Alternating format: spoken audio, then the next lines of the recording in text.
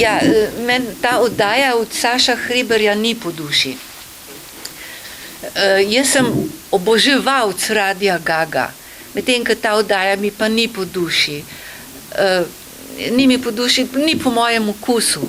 Tudi se mi zdi, da je slabo režirana, slabo zastavljena, kakor so te mojstri, imitatori, ti igralci so vrhunski. Ampak recimo sam prostor, kjer pač je neka statisti, neka publika, kjer vse so krasne mlade pičke, oprostite izrazu, ki kažejo tam noge, obraz ima pa kot maska.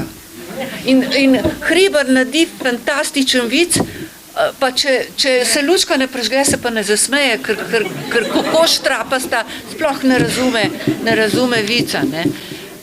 Je škoda te oddaje, no. Lahko bi bila, seveda v svobodnejših časih bi bila lahko izvrstna.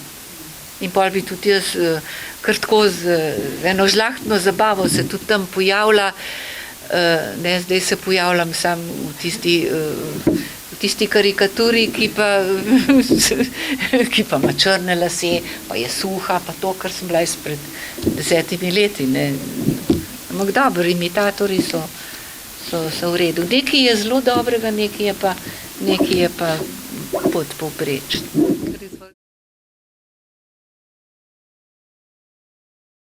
Ja, slovenski mediji pa priznajo itak samo eno pravljico.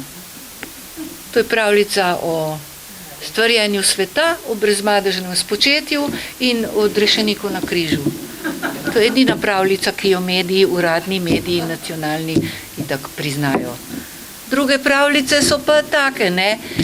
Jaz sem čarovnica, rada imam rožice, ali imate tudi vi radi rožice? Ja, ne. V redu. Moja nona je vedno, kadar se je čudila čemu, pa je rekla, tam so si. Ne, je pa katastrofalno, ne.